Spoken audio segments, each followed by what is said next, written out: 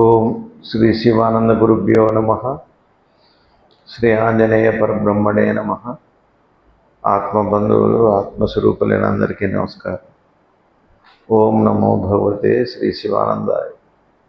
శ్రీ నిసర్గదత్త మహారాజు వారి పాదపద్మాలకు ప్రణమిలుతూ వారిచే అనుగ్రహించబడిన నిసర్గదత్త మహారాజు వారితో ధ్యానాలని పుస్తకంలో ఇచ్చి వారి నిరూపణలు చెప్పుకుంటున్నాం.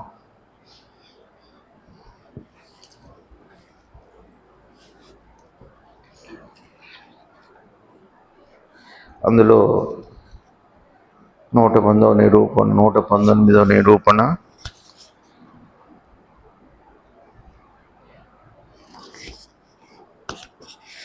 పోయిన వారం 2వ పేరాలో కొంత చెప్పుకొని ఇవాళ పూర్తి చేసుకుందాం. ఒక పేరా ఉంటుంది.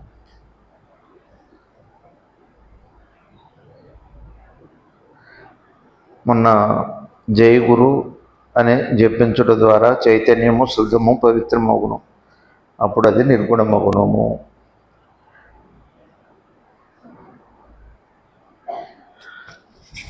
మొన్న చెప్పుకున్నాం, జై గురు అని అనుకోవాలి.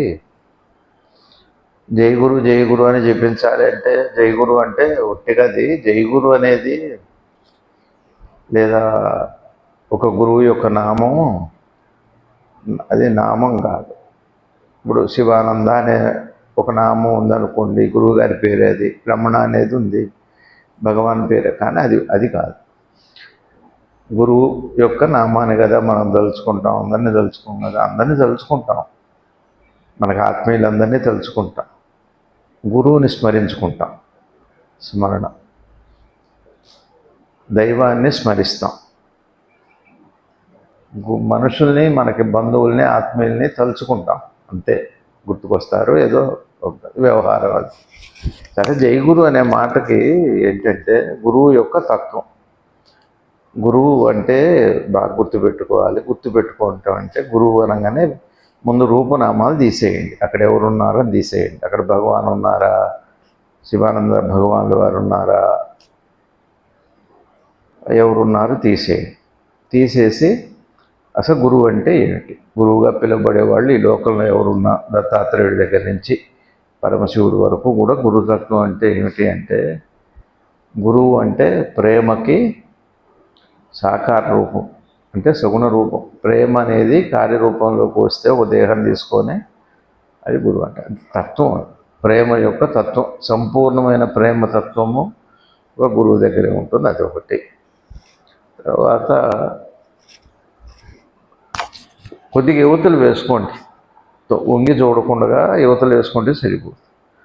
తర్వాత రెండోది ఏమిటి అంటే,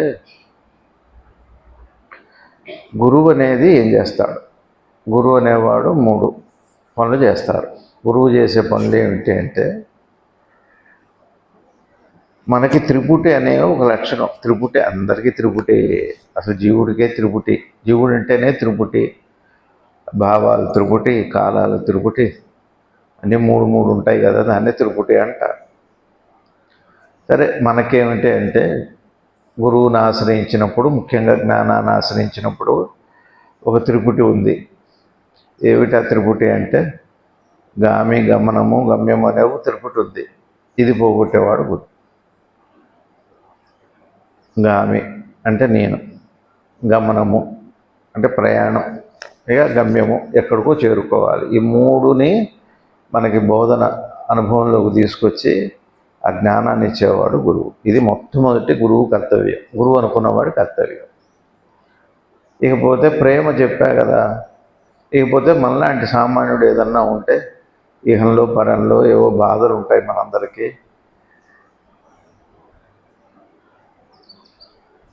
ఈ బాధల్లో నుంచి బాధపడేవాడిని తీసేయటం అదొక పద్ధతి.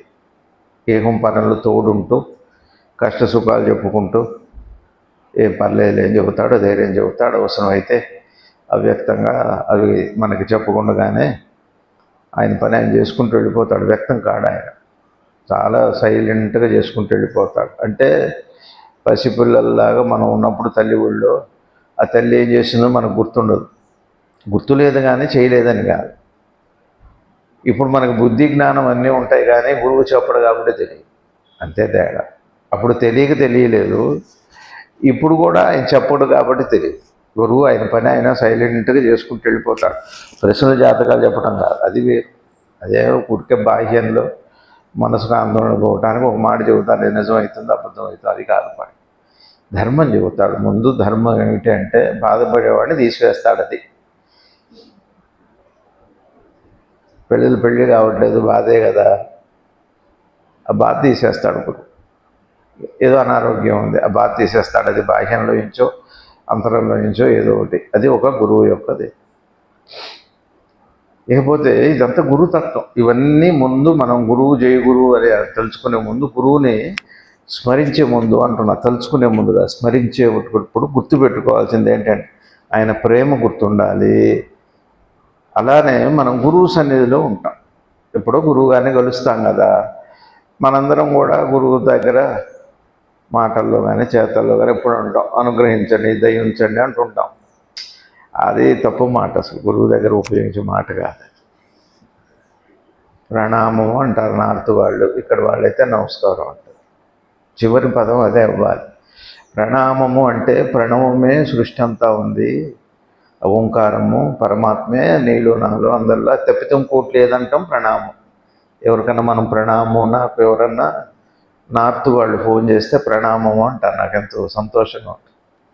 దాని అర్థం అనమాట, అంతేగాని మళ్ళీ నాకు ప్రణామం అన్నందుకు కాదు. ఇక్కడ వాళ్ళైతేనేమో వివేకం ఉన్నవాళ్ళు ఎవరితో ఎవరు మాట్లాడినా నమస్కారం. నమస్కారం అంటే నేను లేను నువ్వు లేవు, ఉన్నది పరమాత్మ అంటే నమస్కారం. మన ఇద్దరం లేవు, నువ్వు కాదు నేను కాదు, నాదేం లేదు నాది ఏం లేదు, నేను లేను నాది నేను అనేది లేదు అనే ఒక స్ఫురణకి, ఆ భావానికి నమస్కారం అని పేరు, సంకేతం అన్నమాట. గురువుతో మొదలుపెట్టినా మాట్లాడినా మొదటిసారి గురువు అర్థం కానప్పుడు అడగవలసింది ఏంటంటే దయించండి అనుగ్రహించండి అనాలి. అసలు ఆయన స్వరూపం అది, మీరు అడగక్కర్లా. ప్రేమకి ఆయన గురువు, ప్రేమకి సగుణ రూపం. ఇంకా వారికి అత్యపితం ఇంకోటి లేదు, పక్షపాతం లేదు వారికి. ఎలాంటి వాడంటే గురువు గుర్తుపెట్టుకోవాలి మనం. పంచ ఇంద్రియ జ్ఞానం కంటే, పంచేంద్రియ జ్ఞానం ఉంది, మీకు చూపు ఉందే, వినికుడు ఉంది కదా, స్పర్శ ఉంది కదా, రుచి ఉంది కదా, వాసన ఉంది కదా, ఇవన్నీ పోయిన తరతం భేదం ఏమైనా ఉందా, కులభేదం ఏమైనా ఉందా, వయోభేదం ఏమైనా ఉందా? అట్లా అంతకంటే పవిత్రమైన వాడు గురువు.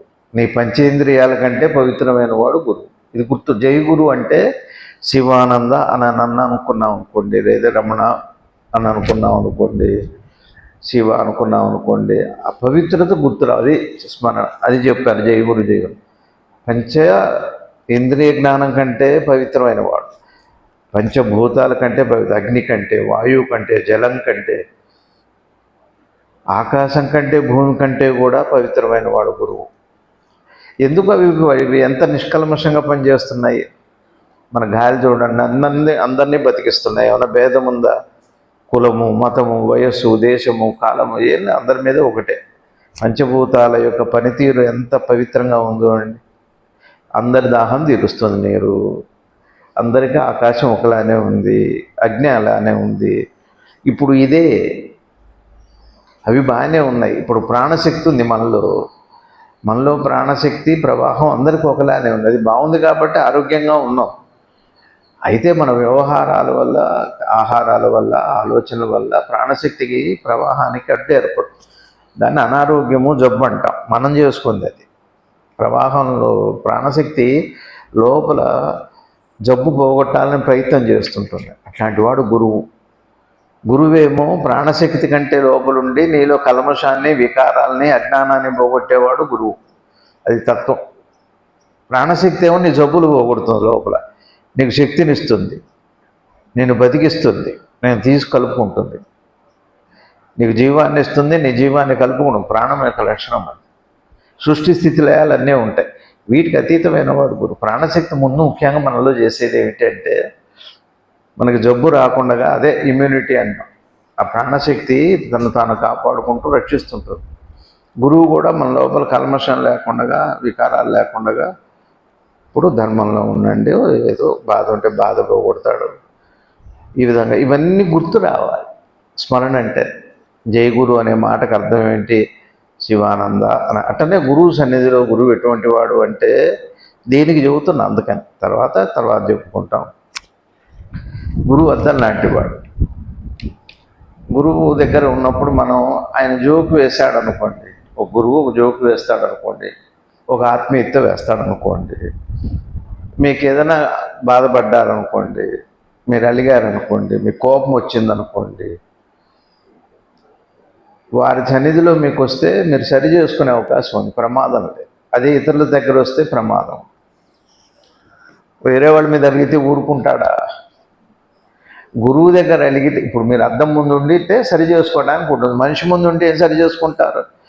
మీరు ఎవరి దగ్గరికి వెళ్ళి టిట్ అన్నావు, ఏంటి నా దగ్గరకు వచ్చి టిట్ అంటున్నావు, ఇట్లా తిప్పుకో. నువ్వు అద్దం ముందు ఎంతసేపు మీసం తిప్పుకున్నా ఏం పర్లేదు, అర్థం కదా, ఏమనుకోదు, అహంకారం అనుకోదు, అలంకారం అనుకుంటుంది. గురువు దగ్గర కూడా మీకు వికారాలు వచ్చినాయి అనుకోండి, సరి చేసుకునే అవకాశం అక్కడ ఉంటుంది, అలర్ట్గా ఉండాలి.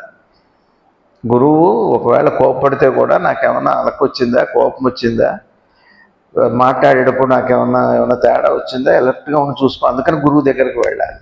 గురువు దగ్గరికి బాగు చేసుకోవటానికి వెళ్ళాలి, బాగు చేయడానికి వెళ్ళకూడదు. ఇప్పుడు మారిందనుకోండి, ఇప్పుడు గురువు పాత్ర చాలా కష్టమైంది వాళ్ళ కాలంతో, చాలా ప్రమాదం అండి. ఒకసారి గురువు గారు చెబుతుండేవారు, అర్థం కాలేదు, మీరు ఇక్కడ కూర్చొని తెలుస్తుంది గురువు గారి, అర్థం కాలేదు.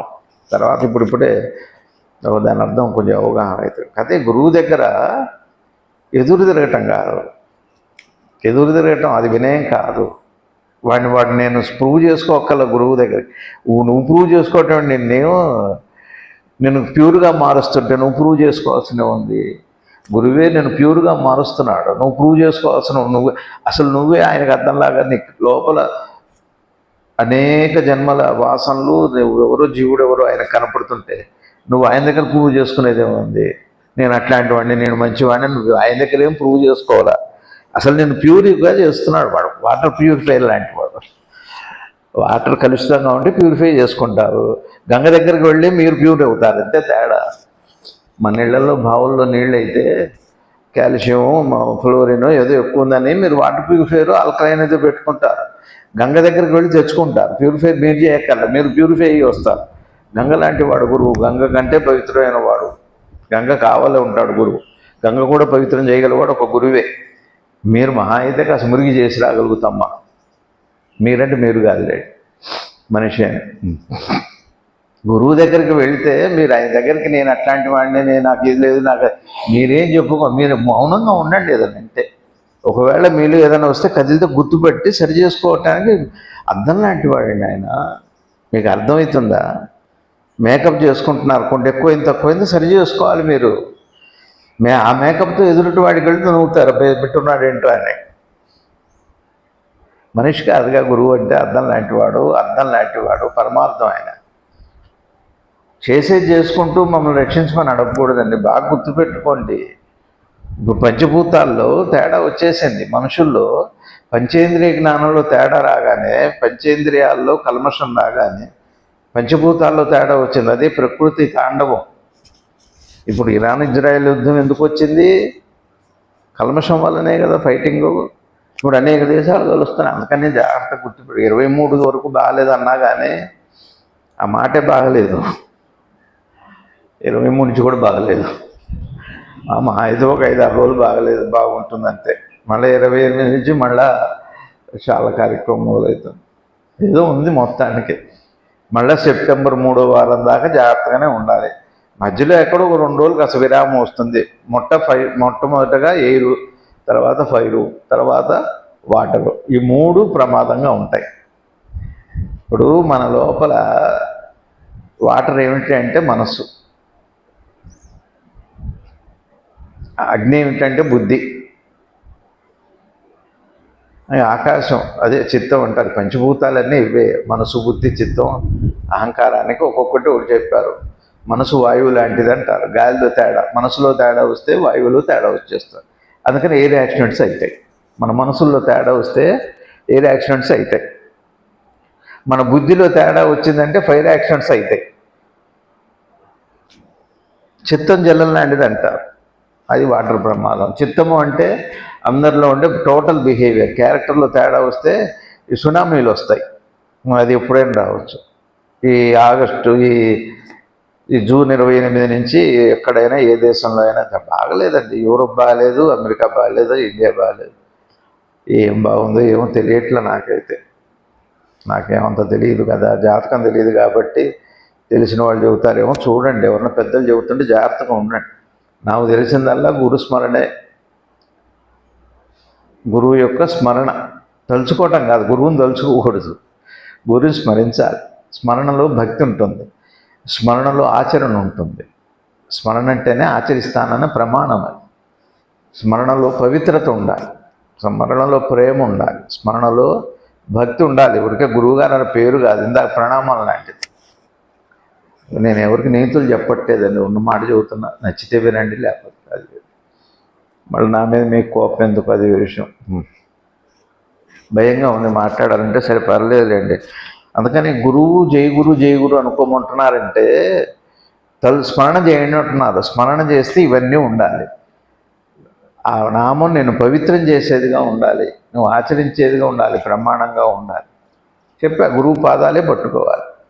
చెప్పాక అక్కడే అహంకారం పోయింది అండి. అందుకనే అంటున్నా, గురువు వద్దాలని అంటేవాడు. గురువు దగ్గర మీకు కోపం వచ్చిందనుకోండి, నువ్వు చేసా ఇంకా నాది. ఎందుకంటే గురువు దగ్గర జ్ఞానం కోసం, అహంకారం పోవటం కోసం వెళ్తున్నాం మనం. పోగొట్టుకోవటానికి పోతున్నాం కదా, ఉందని కనపడ్డాక పోగొట్టుకోవాలి.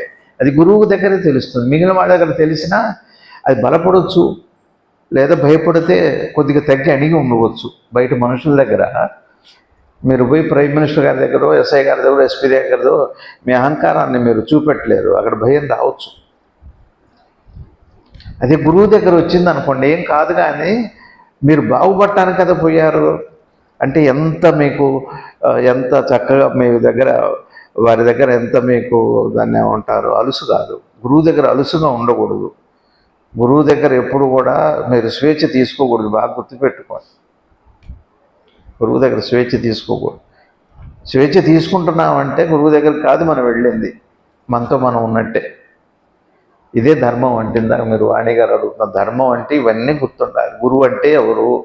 నీ దేహధర్మం, నీ మనోధర్మం, ఆత్మధర్మం, అంటే గురువు యొక్క ఆయన స్వభావ ధర్మం, ఇవన్నీ తెలియటమే ధర్మం. అంటే ఉన్నది ఉన్నట్టుగా తెలియటం అని ధర్మం. అంటే మీరు నీళ్లు పట్టుకునేటప్పుడు, నీళ్లు పొయ్యి మీద పెట్టేటప్పుడు పట్టుకొని పెడతా, దించేటప్పుడు గుడ్డ పట్టుకోను, పటకాలు పట్టుకొని, ఇగో ధర్మం అంటే. అది దేని మీద పెడుతున్నాం, దేని మీద తీస్తున్నాం. గ్లాసు నీళ్ళు తీసుకునేటప్పుడు పాత్రలో ఇంచి హాయిగా తీసుకుంటారు, గుడ్డ పట్టుకొని పటకాలు పట్టుకొని తీసుకుంటారు బిందులో ఇంచి. అదే మీరు స్టవ్ మీద పెట్టేటప్పుడు కాఫీ కింద దించాలంటే పటకాలు గుడ్డ పెట్టుకొని తీస్తారు. ఇంతే ధర్మం అంటే. గురువు దగ్గర అట్లా ఉండాలి. గురువు దగ్గర మీరు అలుసుతో ఉండకూడదు, స్వేచ్ఛగా ఉండకూడదు. స్వేచ్ఛ అంటే విచ్చలవిడిగా ఉండకూడదు, ఎలర్ట్గా ఉండాలి. ఎలర్ట్గా అంటే నాలో ఇప్పుడు ఏమైనా వికారం వచ్చిందా, మాట్లాడేటప్పుడు వస్తుందా అనగానే వెంటనే సరి చేసుకున్నట్టుగా తర్వాత బిహేవియర్. బయట కుదరదండి. బయట భార్య దగ్గర మీకు కోపం వచ్చిందనుకోండి, మీకు భయపడాల్సిన అవసరం లేదు కదా, ఇష్టం వచ్చినట్టు మాట్లాడతారు. ఇప్పుడు ఎవరి మీద ఎవరికి ఏది లేదు కదా, లెక్కలేనితనం ఉంది కదా, అదే మనసులో తేడా. అందుకనే ఇప్పుడు అణుయుద్ధాలు వస్తున్నాయి. విస్ఫోటాలు ఎందుకు వస్తున్నాయంటే ఎవరి మీద ఎవరికి ఏ లక్ష్యం లేదు. గురువు దగ్గర లేదు, దైవం దగ్గర లేదు, సమాజం మీద లేదు, తనతో ఏది లేదు. ఎక్కడ అలక్ష్యం ఉందో అక్కడ అణుబాంబు ఉంటుంది. అలక్ష్యం దగ్గరే అణుబాంబు. గురువు చెబుతూనే ఉంటాడు, మీరు ధర్మంలో ఉండండి అంటారు. చేసేది చేసుకుంటూ బాగలేదు రక్షిందండి అంటే ఏం రక్షిస్తాడు బాగు చేయడానికి వచ్చిన వాడు? అంటే గురువుగా మనం గురువు అని పిలవటం కాదండి, అదేం పేరు కాదు. అది జై గురు అనుకోవటం అంటే. ఆ స్మరణ యొక్క ఉద్దేశం వారి సన్నిధిలోనేమో దయించండి. నేను ఎందుకు అనద్దు అంటున్నాను అంటే వారి స్వరూపమే అది. మీరు అడగటినందుకు అద్దంలోకి వెళ్ళి నాకు కనపడవా ప్లీజ్, నన్ను కనపడవా, నాకు నువ్వు కనపడవా అని అడుగుతారు అద్దం దగ్గరికి వెళ్ళి. కనపడటం అంటేనే అద్దం, నువ్వు తెలియటం పేరే అద్దం అని. కానీ నువ్వు వెళ్ళి ప్రాధాయపడక్కర్లా, ప్రణామాలు చేయాలి, ప్రణామం చేయాలి గురువు దగ్గర. అయితే నీ భక్తికి అది ఊరికి అలా అనిపించవచ్చు. ఆ కింద కూర్చోలేని వాడు కుర్చీలో కూర్చోండి, ఏం పర్లేదు, అభ్యంతరం. అంటే మీరేనా హైదరాబాద్ నుంచి వచ్చారు మాస్టారు? కూర్చోండి, పైన కూర్చోండి. కాబట్టి ఆహారం తీసుకున్నారా? కాబట్టి గురువు దగ్గర మీరు ప్రూవ్ చేసుకునే ప్రయత్నం చేయకండి. మిమ్మల్ని ప్యూర్ చేస్తున్నారు, మీరు చూసేగా బాగు చేసే ప్రయత్నం. ఒక జోకు వేయచ్చు, మిమ్మల్ని అరవచ్చు. మీకు కోపం వచ్చిందనుకోండి, అరిస్తే మీరు అక్కడే సరి చేసుకోవాలి. అక్కడ కోపం వస్తే సరి చేసుకోవాలి. ఇక బయట కుదరదు సరి చేసుకోవటానికి. బలపడటానికి బయట కోపం వస్తుంది, బలహీన పట్టడానికి బయట రాదు. గురువు దగ్గరకు వస్తే బలహీన పట్టడానికి రావాలి, బయట వస్తే బలపడటానికి వస్తుంది. అంతే తేడా. బాగా గుర్తుపెట్టుకోండి. కిటికీ తెరిచి స్టవ్ వెలిగిచ్చారనుకోండి, బలహీన పడుతుంది మంట. అర్థమవుతుందా? మీ చెమట ఆరడానికి, వేడి తగ్గటానికి కిటికీ తెరవాలి.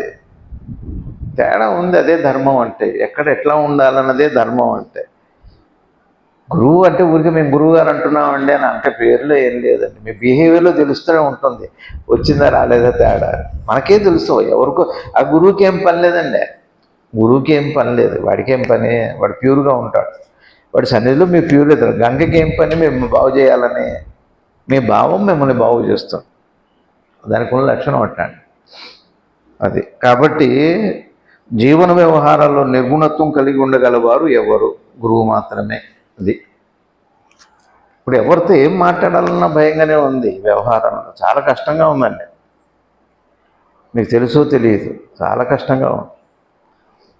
ఈ అస్తవ్యస్త పరిస్థితి, గందరగోళం అంతయు ఒక భావన వల్లనే. జాగ్రత్తగా చూడండి. వాళ్ళు చాలా ఇంపార్టెంట్. వాళ్ళందరూ అడుగుతున్నారు, ఎందుకు ఇజ్రాయెల్ ఇరాన్ కొట్టుకుంటుంది, ఎందుకు రష్యాకి అమెరికాకి గొడవ, ఎందుకు భారతదేశానికి పాకిస్తాన్కి గొడవ, ఎందుకు మీకు భార్యకి భర్తకి గొడవ, ఎందుకు వియ్యంకుల మధ్య గొడవ, ఎందుకు భార్యాభర్తల మధ్య గొడవ, ఎందుకు అన్నదమ్ముల మధ్య గొడవ, ఎందుకు ఆస్తి గొడవలు అంటూ లేవు. ఆస్తి గొడవలు అంటాను తప్పండి. అది ఆస్తి గొడవలు లేనే లేవు. ఆస్తి గొడవలు, వ్యవహారం గొడవలు, వ్యవహారపు చిక్కులు, గ్రహ దోషాలు, వాస్తు దోషాలు లేవండి. ఇవన్నీ లేవు అంటే ఉన్నాయి, లేవని కాదు. కానీ వాస్తవానికి అవి జడం, వాటికి ఏం బలం లేదు. ఇక్కడ చెబుతున్నారు శ్రీ నిసర్గదత్త మహారాజ్. ఇప్పుడు ఈ ప్రపంచ యుద్ధానికి కారణం మనకి తెలియదు, ఇక్కడ చెబుతారు చూడండి. ఈ అస్తవ్యస్త పరిస్థితి, ఇప్పుడు ఉన్నదంతా అస్తవ్యస్త పరిస్థితి. అస్తవ్యస్తము అంటే అస్తవ్యస్తము, గందరగోళంగా ఉంది. ఈ గందరగోళం అంతా ఒక్క భావన వల్లనే. ఏది? ఏ గందరగోళం? మన ఇళ్లలో గొడవలు, మన ఊళ్ళో గొడవలు, మన మండలంలో గొడవలు. మాస్టర్ వినండి. మన మండలంలో గొడవలు, మన జిల్లాలో గొడవలు, మన రాష్ట్రంలో గొడవలు. ధ్యానం తర్వాత చేసుకుందాం. మన రాష్ట్రంలో గొడవలు, మన దేశంలో గొడవలు, ఈ ప్రపంచంలో గొడవలు. ఇన్నిటికీ గొడవలకి కారణం ఏమిటి అంటే ఇంక వేరే ఏం లేదు. ఈ గందరగోళ స్థితికి ఎందుకు కారణం అంటే చూడండి, అంత బాగా చెబుతున్నా. ఇవే, ఇంకే గొడవలానండి. ఇప్పుడు చిత్రం చూడండి. ఇప్పుడు ఇరాన్కి ఇజ్రాయెల్ గొడవలు వస్తున్నాయి మాస్టర్, వస్తున్నాయా? వాళ్ళు అణు యుద్ధాలు, మిసైల్స్ వేసుకుంటున్నారు. అమ్మ భయంగా ఉంది నాకైతే. ఇళ్లలో అయితే గరిటెలో కర్రలో ఏవో తీసుకొని తేడా ఉంటుంది. మరీ అణుయుద్ధం చేసుకోరుగా ఇంట్లో, భార్య మీద భర్త, భర్త మీద భార్య. అవి కూడా చేస్తున్నారు, చంపిస్తున్నారు. సఫారీలు పెట్టి ఉన్నాయి. అవి ఉన్నాయి లేదని కాదు. కానీ మొన్న ఎవరికో ఫోన్ చేస్తున్నాను, నువ్వు చచ్చిపోరాదని అడుగుతుంది ఆవిడ ఆయన భర్తని. ఏవో ఆవిడకి ఏముందో మరి. సరే ఇట్లాంటివి ఉన్నాయి అనుకోండి. సరే ఇవన్నీ వదిలిపెట్టండి. అక్కడైతే మిసైల్స్తో యుద్ధం చేస్తున్నారు. ఇళ్లలో కూడా మిసైల్స్ యుద్ధం ఉంటుందా? ఊళ్ళలో మిసైల్స్ యుద్ధాలు జరుగుతాయా? ఇక జరిగితే ప్రపంచం, ఒక చిన్న గ్రామంలో మిసైల్ యుద్ధం వస్తే ప్రపంచమే ఉండదు. పెద్ద దేశాల్లో జరిగినాయి అనుకోండి, అది ఒక గ్రామమో పట్టణమో. ఇప్పుడు ప్రపంచమే ఉండదు. అట్లా ఉంది పరిస్థితి. ఎందుకు వీటన్నిటికీ కారణం ఒకసారి ఆలోచించండి. మన మనసుల్లో దోషం. చూడండి ఏమంటున్నారంటే, ఒక్కటే ఒక భావం అంట.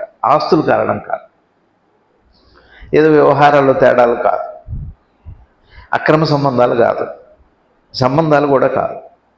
ఒక భావం వల్లే గొడవలు. ఏమిటి అంటే నేను దేహము అనే భావం. అబ్బా, అన్ని గొడవలకి.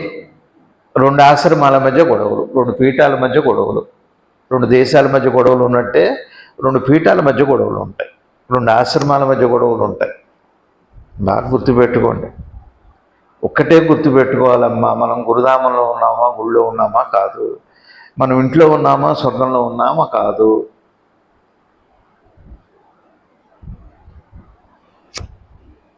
ఒక దొంగతనం ఒక రోజు బతికిస్తుంది, ఒక ధర్మం ఒక జీవితాన్ని నుంచే కడతీరుస్తుంది. అదే ధర్మానికి ఉన్న తేడా. మీరు ఒక దొంగతనం చేస్తే 4 అరటిపళ్ళు ఇంటికి తీసుకెళ్తారు, సరే పర్లేదు, కడుపు నిండుతుంది. అది గురుధామంలో తీసుకెళ్ళారా, పక్కింట్లో నుంచి తీసుకొచ్చారా, గుళ్ళో నుంచి తీసుకొచ్చారా, స్వర్గంలో నుంచి తెచ్చారా, మీరు మఠంలో నుంచి తెచ్చారా, లేకపోతే చర్చిలో నుంచి తెచ్చారా, మసీదు, అక్కడ ఈ ప్లేస్ కాదు, దొంగతనమే ముఖ్యం. అది మిమ్మల్ని ఒక పూట బతికిస్తుందేమో మహా అయితే, లేకపోతే ఓ నలుగురిని సంతోషపెడుతుందేమో. మీ మనవల్ని మనవరాళ్ళని వాళ్ళని ఒక పొడి తెచ్చారని నేను సంతోషంగా మీరు చెప్పొచ్చు. వాడేం అడగలేడు ఎక్కడి నుంచి తెచ్చారు, లేపకండి, పడుకోనండి. మనవరాలు మీరు లేపటందుకు చక్కగా ధ్యానం చేసి పడుకోనండి. పిల్లల్ని లేపకండి, మీరు పడుకోకండి, అంతే. ధర్మం అంటే గురుధామానికి వస్తే పెద్దవాళ్ళు పడుకోకూడదు, పిల్లల్ని లేపకూడదు, ఇదే ధర్మం. ఇందాక మీరు అడిగింది వాళ్ళని లేపటం మీకు ధ్యానం ఉన్నట్టు కాదు, మీరు ఎలర్ట్గా ఉండటం పేరు ధ్యానం. కాబట్టి మీరు గుళ్ళో నుంచి తెచ్చారా, ఇంట్లో నుంచి తెచ్చారా, ఎక్కడి నుంచి తెచ్చారు కాదు, ఎట్ట తెచ్చారో అని వాడు అడగలేడు కదా, మీకు తెలుసు కదా. మీకు తెలిసినందుకు ఏదైనా కూడా ఆ మనవలు మనవరాళ్ళు ఆ కుటుంబాలందరికీ కూడా అది శాపం కింద మారిపోతుంది. ఇదే ధర్మం. ధర్మం అనేది ఏంటంటే మీ ఆకలి తీర్చడం ఆ పండుగ ఎట్లా ఉందో దొంగతనానికి ఒక ధర్మం ఉంది. మీ కుటుంబాన్ని మీ వంశాన్ని కూడా అది నాశనం చేయగలదు. లంచం తీసుకోగానే సరిపోలేదు, మంచం ఎక్కడానికి కూడా సిద్ధంగా ఉండాలి. లంచం మంచం ఎక్కిస్తుంది, ఇప్పుడు కాకపోయినా ఎప్పుడు. అది మీ ఇంట్లో మంచమే కాదు, ఏజీలో కూడా కావచ్చు. కిమ్స్ హాస్పిటల్లో కూడా మంచం ఎక్కిస్తుంది. ధర్మం ఉండాలిగా. డబ్బులు బాగానే ఉంది, సంపాదించేప్పుడు బాగానే ఉంది.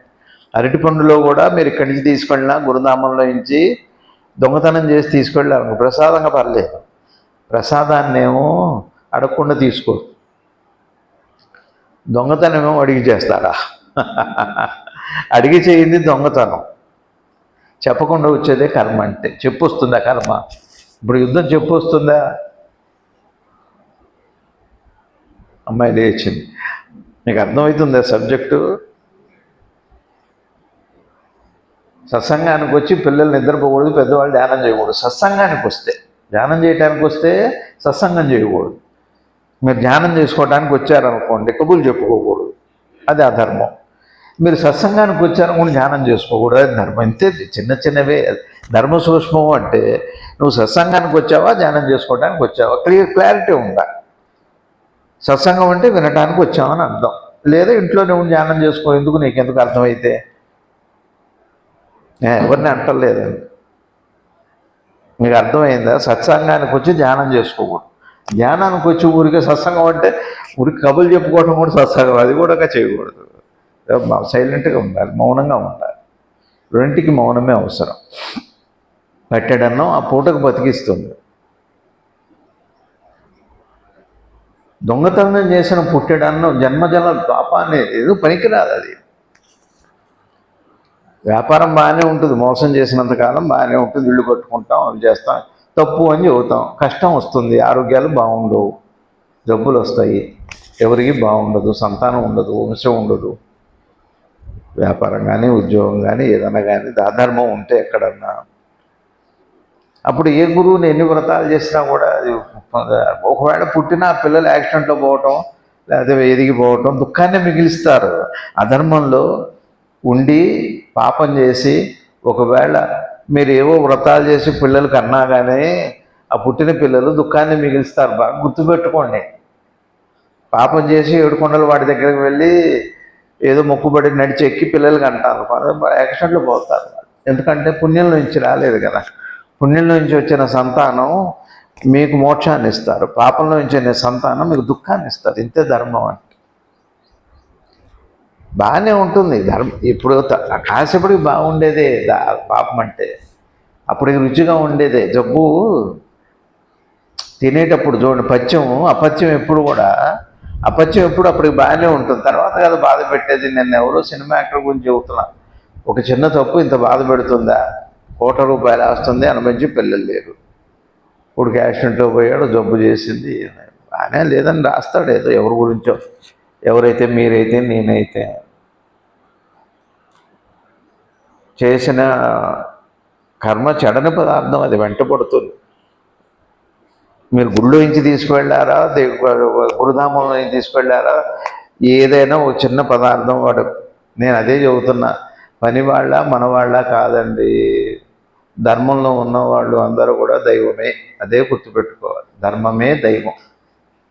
నిన్ననే చెప్పా, ధర్మంలో ఉన్న వాళ్ళకి దేహధర్మం, మనోధర్మం, ఆత్మధర్మం మూడు కూడా ఆ ధర్మం యొక్క పవిత్రత వల్ల వాళ్ళకి అనుభవంలోకి వస్తుంది. ధర్మరాజు అది వాళ్ళు అందుకనే స్వర్గాన్ని నడిచి వెళ్ళాడు ధర్మరాజు కదా, ఆ ధర్మం వల్లే.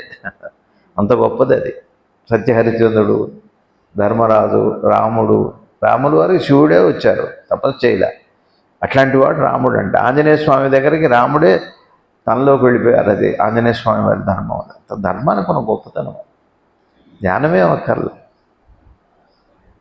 ధర్మాచరణ చాలా గొప్పది. సరే, ఒక్క భావన వలననే నేను ఈ దేహం అనే భావనే ఆస్తి గొడవలకి, ఇంట్లో సమస్త గొడవలు అండి.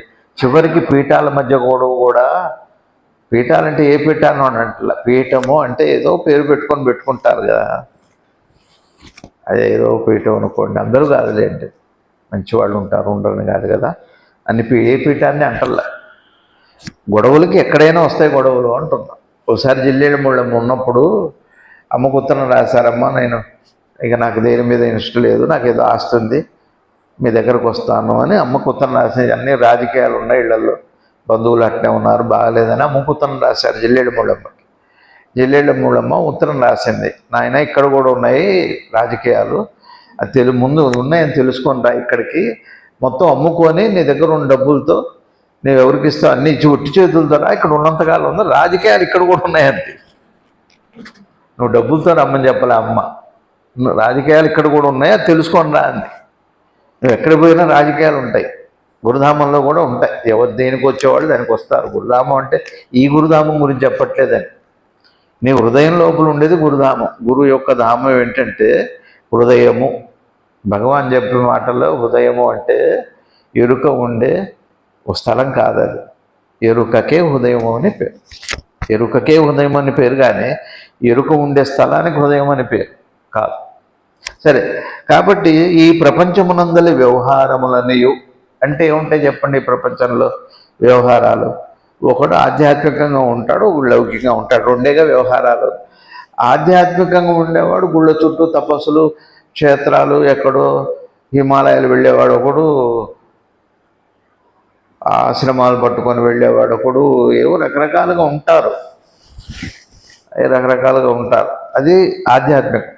ఇక లౌకికం అంటేనేమో ఈ గొడవలు, అన్నిటికీ గొడవలే. అది దేనికైనా కానివ్వండి, భార్యాభర్తల మధ్య కావచ్చు, తండ్రి కొడుకుల మధ్య కావచ్చు, వియంకుల మధ్య కావచ్చు, అంకుల మధ్య కావచ్చు, పెంకుల మధ్య కావచ్చు. పెంకులు అంటే ఆస్తులు, టెంకలు అంటే బుర్రలు. ఇక ఇవన్నీ ఏ గొడవ అన్నా కానీ ప్రపంచం.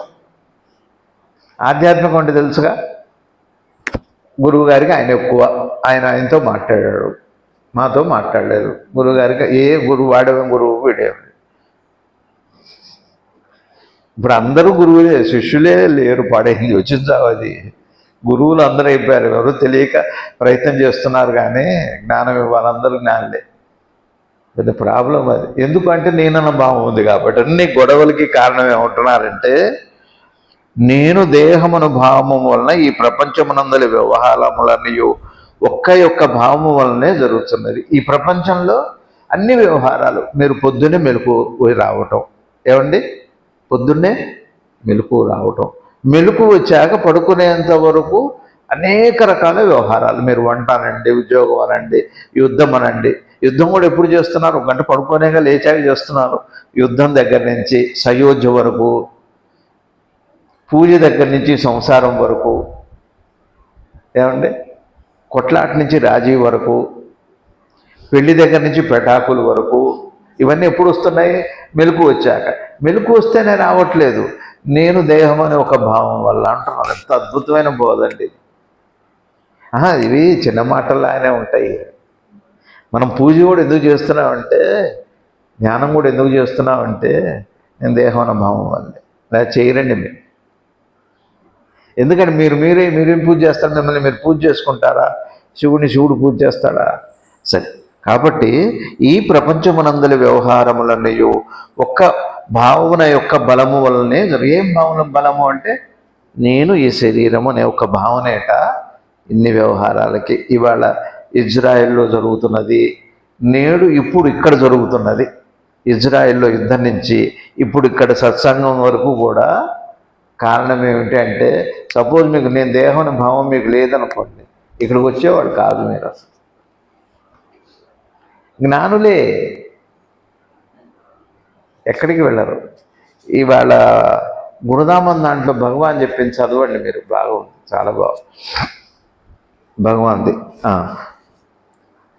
నీవు దేనిని త్యజించవలదు అంతే. నువ్వు భార్య పిల్లలు వదిలిపెట్టక్కర్లేదు, ఇల్లు వదిలిపెట్టి ధ్యానాల పేరుతో ఎక్కడికో వెళ్ళక్కర్లేదు, హిమాలయాలు వెళ్ళక్కర్లేదు, ఎక్కడికో క్షేత్రాలకి వెళ్ళక్కర్లేదు, వదిలిపెట్టక్కర్లే దేన్ని. నేను చింతకాయ వదిలిపెడతా, గోంగూర వదిలిపెడతా, ఏ వదిలిపెట్టక్కర్లేదు అంటూ నీవు కేవలము అర్థము చేసుకో. ఫస్ట్ ముందు అర్థం చేసుకో. ఏది? దేహ భావన వల్ల ఇవన్నీ వస్తున్నా ముందు అర్థం చేసుకోండి. రెండోది ఏం చెబుతున్నారంటే, రజోగుణము ఫలితమును ఆశించకుండా పనిచేయదు. అసలు రజోగుణములో పని చేయకుండా పని చేస్తే ఆశించకుండా ఆయన రాముడే. ఎవరైనా రజస్సే కారణం. రజస్సులో గుణము చేరితే అందులో కోపం, కామం, ఈ అరిషద్వర్గాలు, క్రియలు అరిషద్వర్గాలు చేస్తే రజోగుణం అంటారు. ఒట్టి రజస్సు లేకపోతే పనే జరగదు. రాములు వారు యుద్ధం చేసినా కొంత రజస్సు ఉంటుంది, గుణమే ఉండదు. ఆయన ఏ స్వార్థం లేకుండా యుద్ధం చేశారు. ఆయన విషయం కోసమే యుద్ధం చేశారు. ఆయన మన విషయం కోసం యుద్ధం చేస్తామా? రజోగుణము ఫలితమును ఆశించకుండా పనిచేయదు. బాధాకరమైనది ఏది అది నీ సత్వము కొనసాగవనని కోరికయ. రజోగుణము జ్ఞాపకములతో తాజాత్మ్యం చెందుతో మునిగి ఉండను. బాగుందో చూడండి. అద్భుతంగా ఇవాళ ఒక అద్భుతమైన బోధని మనకి శ్రీ నిసర్గదత్తం. ఇగో పెద్దలు ఎవరు వచ్చారు, వాళ్ళు కుర్చీలు వేయండి, వాళ్ళు కుర్చీ వేయండి. మీరు కూడా కుర్చీ వేసుకోండి. లేచిన వాళ్ళు కూడా పెద్దవాళ్లే, కింద కూర్చోలేని వాళ్ళేగా లేచారు. కింద కూర్చోలేని వాళ్ళు వచ్చారు, కింద కూర్చోలేని వాళ్ళు కుర్చీ ఇచ్చారు. మరి ఇప్పుడు లేచిన వాళ్ళకి కుర్చీ ఇవ్వటం, కింద కూర్చున్న వాళ్ళు కింద కూర్చోమని చూపలేట్లేరు. దీన్ని ఫ్లోరేజ్ అంటారు, దాన్ని చైరేజ్ అంటారు. తర్వాత కాటేజ్ అని మూడో ఏజ్ ఒకటి ఉంది. అంటే మంచం మీదనే ఉంటారు, అది కాటేజ్ వస్తుంది. అది కూడా మనకి ఇప్పుడు ప్రస్తుతం చైరేజ్ అని ఒకటి ఉంది. చైర్లో కూర్చోవటం వరకు ఉంది, కింద కూర్చోలేరు. ఫ్లోరేజ్ మీది. కొద్దిమంది ఇందులో ఫ్లోరేజ్ వాళ్ళు ఉన్నారు. ఏజెస్లో తేడా ఇది, ఏజెస్లో ఉంది ఇది. రాముడి కాలం నుంచి కూడా కృష్ణుడి కాలం నుంచి కూడా ఉంది. సరే కానీ ఉంటే ఉంది. ఇప్పుడు చూడండి ఏం చెబుతున్నారు. నీవు కేవలము అర్థం చేసుకోండి. ఎందుకు ఇన్ని గొడవలు అవుతున్నాయంటే ఆస్తి గొడవలు కాదు, నేను నాదేగా గొడవ కారణం. ఏ గొడవకైనా కారణం ఏంటి? నేను ఇప్పుడు ఇరాన్లో గొడవ, ఆ ఖమేనీ ఆయన నిరంకుశుడట. ఆయన నేను చెప్పిందే వినాలి, నేను చెప్పిందే శాసనం. అదేదో సినిమాలో, బాహుబలి సినిమాలో ఏదో ఆవిడ నేను చెప్పిందే శాసనం. తెళ్లలో కూడా ఉంటారు అట్లాంటి వాళ్ళు. నేను నాది యొక్క వల్లనే, నేను నాదే అహంకారం అంటే. ఈ నేను నాది వల్లే గొడవలట. ముందు అర్థం చేసుకో ఫస్ట్, తర్వాత ధ్యానం చేసుకోండి. ముందు అర్థమయ్యాక ధ్యానం చేసుకోవాలి. అర్థమైన తర్వాత ధ్యానం చేయడానికి ఏం లేదు. అర్థం కాకనే ధ్యానం చేస్తాం మనం. చిత్రం ఏంటంటే ధ్యానం కోసం ధ్యానం చేస్తాం. ధ్యానం వస్తే బాగుంటుంది, చేసేది కాదు ధ్యానం.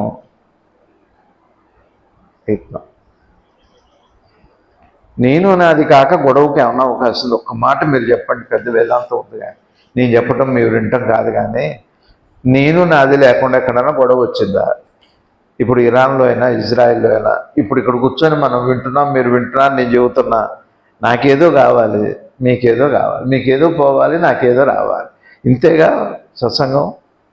పేరు రావాలని నాకు, జ్ఞానం కావాలని మీకు. ఏదో నడుస్తూనే ఉంది కొన్ని ఏళ్ళగా, మరి ఎన్నాళ్ళు నడుస్తుందో తెలియదు. ప్యూరిటీ ఉండాలి. నీవు కేవలము అర్థం చేసుకోను. రజోగుణము ఫలితమును ఆశించకుండా పనిచేయదు. మీరు బాగా అర్థం చేసుకోండి. ఎంత అద్భుతంగా చెబుతున్నారంటే రజోగుణము ఫలితము ఆశించకుండా పనిచేయదు. అసలు రజోగుణం అంటే ఏంటో తెలుసా మీకు? మీరు చెప్పండి, ఎంతసేపు విన్నారు? ఒక మాటలో చెప్పండి. మీరు చెప్పండి ధ్యానం చేసి. రజోగుణం అంటే లేదు, నేను నాదనే గుణమే, ఇంకేం. ఇది లేకపోతే ఇంకేం. ఇది పోయినవాడు రాముడే, రజోగుణం పోయినవాడు రాముడే. ఏదో ఒకటి ఉంటుంది, పేరు కోసమో డబ్బు కోసమో. నేను నాది. రజోగుణము ఫలితము ఆశించకుండా పనిచేయదు, బాధాకరమైంది. అన్ని బాధలకి కారణం నేను నాదనే ఒక భావం, దాని పేరే రజోగుణం. ఇప్పుడు ఇజ్రాయెల్ యుద్ధానికి అదే కారణం, ఇరాన్ యుద్ధానికి అదే కారణం. ఇజ్రాయెల్ వాడు ఏమంటున్నాడంటే, ఇరాన్లో వాడు అణ్వస్త్రాలు తయారు చేశాడు, రేపు ఎప్పుడైనా ప్రమాదమే అని జాగ్రత్త కోసం యుద్ధం చేస్తున్నాడు. నా దగ్గర ఉంటే నీకేం నష్టం, నేను తయారు చేస్తా వేస్తా, నువ్వెవడు వంటానికంటాడు ఇరాన్ వాడు. మొత్తానికి ఫైటింగ్ అయితే అదే. ఇదే రజోగుణం. మీకు అర్థమైందా రజోగుణం అంటే? ఇళ్లలో చిన్నపిల్లలు కొట్టుకుంటుంటారు, ఎంత పాప, నాది అని ఏడుస్తుంటారు, ఇది నాది. మీరు పిల్లల్ని అడగండి, చిన్నపిల్లలే, నీకు గొలుసు నాకు ఇస్తావా అని అడగండి, నాది, నేను ఇవ్వను, ఇట్లా ఊపుతా.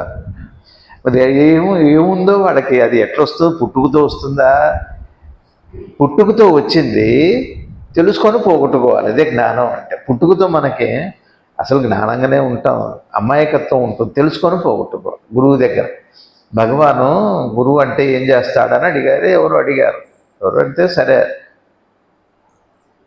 ఎంత గొప్పవారండి భగవాన్ రమణ మహర్షి. ఒకసారి పైకి వెళ్తున్నారు, భగవాన్ పైకి వెళ్తున్నారు స్కందాశ్రమానికి. ఆయన పక్కన ఈయన అడిగాడు, భగవాన్ ఏం చెప్పలా వెళ్తాడు. ఇంతలోనే ఒక ముళ్ళ ఇది కంపడ్డు వచ్చి, భగవాన్ ఏం చేశారంటే అందులో ఒక తీసి అడ్డు వస్తే అది చెక్కేశారు. ఒక మంచి కర్ర తయారైంది.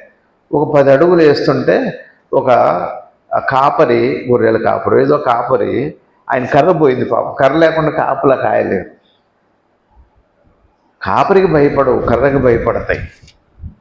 మనం భయపడేది గురువు కాదు, గురువు జ్ఞానానికి. గురువు జ్ఞానం దహించి వేస్తుంది అహంకారాన్ని. గురువుకు భయపడేది ఉంది, దేహమేగా, మీది దేహమే, నాది దేహమే.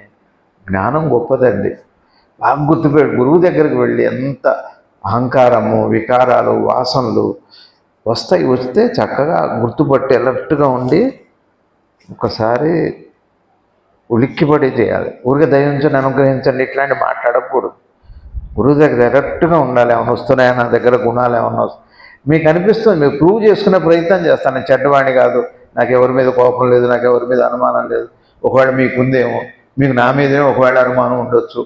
ఏం మాట్లాడినది అసలు? మీరు ఆయనకి ఎందుకు ప్రూవ్ చేస్తారు? ఏదో మీరు మీ భార్య దగ్గర ప్రూవ్ చేసుకోండి, మీ భర్త దగ్గర ప్రూవ్ చేసుకోండి. అనుమానం ఉన్న చోట ప్రూవ్ ఉంటుంది. దేహాత్మ భావన ఉన్న వాటి దగ్గరే మీరు ప్రూవ్ చేసుకోవాలి. దేహాత్మభావన ప్రూవ్ చేయటం ప్యూర్ అయిపోవాలి. మీకు అర్థమవుతుందా? నేను చెప్పే కోపం వస్తుందా? మీకు కోపం వచ్చిందా?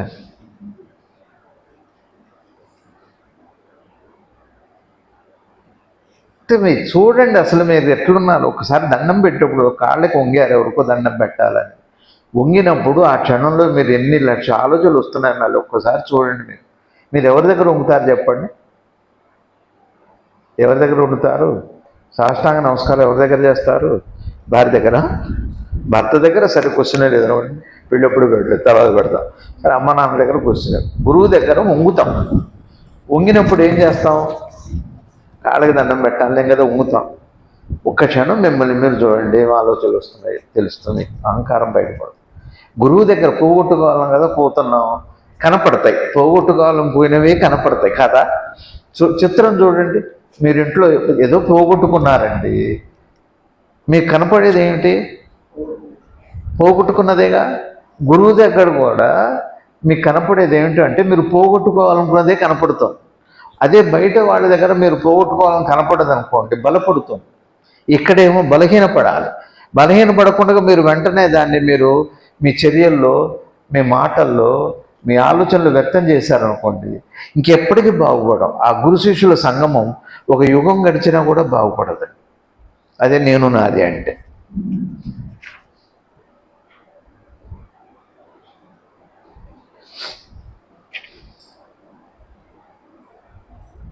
ఇప్పుడు నా గుణాలు ఏవో పోవాలి, నా అహంకారం పోవాలిగా గురువు దగ్గరికి పోతాం. అదే నేనంటే అదేమవుతుంది, గురువు దగ్గర వంగగానే బయటకు వస్తుంది, ఏదో వస్తుంది. నేను ఆడదాన్నాను, నేను మగవాడినాను, ఇప్పుడు లేని వాడినాను, నేను పెద్దవాడినాను, నా వయసు పెద్దదను, నా బ్రాహ్మణను, ఏదో నేను కలెక్టర్నను, నేను పోలీసున్నాను, ఏదో ఒక గుర్తు రాకుండా ఉంటే మాత్రం మీరు బయటపడ్డట్టే. మీరు ఎట్ట పెట్టారని అక్కర్లా. మీరు కాళ్ళు పట్టుకొని పెట్టారా, సాష్టాంగం పెట్టారా, నిలబడి పెట్టారా, పెట్టలేదా కాదు, మీ హృదయంలో ఏముందో అది ముఖ్యం. ఒకవేళ పెట్టాక ఇవన్నీ ఉన్నాయంటే పెట్టినా పెట్టనట్టే. వాడి దగ్గర ఏం లేకపోతే పెట్టకపోయినా పెట్టినట్టు. గురువు దగ్గరికి ఏమవుతాయంటే మీరు ఏం పోగొట్టుకోవాలనుకున్నారో అవి ఒక్కసారి కనపడతాయి. పోగొట్టుకునేవి కనపడతాయి బయట ప్రపంచంలో, పోగొట్టుకునేవి కనపడతాయి బయట ప్రపంచంలో, పోగొట్టుకునేవి కనపడతాయి. మనకి ఏం పోగు అన్నీ పోయినాయి అనుకుంటాం. బయటికి పోగానే కామవాంచి వస్తుంది, బయటికి పోగానే ఏవో వస్తాయి పోగొట్టుకునేవి. గురువు దగ్గరికి పోగొట్టుకోవాలనుకోని కనపడతాయి. పోగొట్టుకోవాలని మీకు కనపడ్డాయి అనుకోండి, ఏం చేస్తారు? పోగొట్టుకోవాలనుకో. ఇప్పుడు మీరు ఇవాళ ఇంట్లో ఏదైనా చెత్త పరికరాన్ని పారేద్దాం అనుకున్నారు, మీకు కనపడ్డాయి, ఏం చేస్తారు చెప్పండి? తీసి పారేస్తారు. పోగు చేద్దాం అనుకున్నవి కనపడ్డాయి అనుకోండి, పోగు చేసుకుంటా. మీ ఇంట్లో ఏదో పోయింది, వెతుకుతున్నారు, అది కనపడుతుంది, తెచ్చుకుంటా. గురువు దగ్గరికి పోగానే మీరు పోగొట్టుకున్న అహంకారం మీకు కనపడుతుంది. కనపడగానే ఏం చేయాలి? పోగొట్టుకోవాలి, తెచ్చుకోకూడదు. అది చిత్రం. అది అదొక ఆ ఒక్క క్షణంలో, ఆ వర్తమాన క్షణం అంటారు దాన్ని జాగృతము అంటారు, దాన్ని జాగేశ్వరుడు అంటారు. ఆ క్షణం మీరు అలర్ట్గా ఉండి ఒక్క క్షణం అనుకువగా ఉంటే ఇంకా మీకు మళ్ళీ కనపడదండి. అది మీరు ఏం కాదు, ఏ లోకంలోనూ కనపడదు. అంతే, దాని పేరు ముక్తి అంటే. అది గురువు వైభవం. దీన్నే ధర్మము అన్నారు. ధర్మం పనివాళ్ళ మనవాళ్ళ కాదు, వాడే దైవం. ధర్మం ఉన్నవాడు. మీరు ఎక్కడ చేశారు దొంగతనంగా, దొంగతనమే. అధర్మం ఎక్కడ చేశారు కాదు, అధర్మమే. మీ భార్య దగ్గర, మీ భర్త దగ్గర, అదే ఇవి కాదండి, ఇది కాదు. సరే,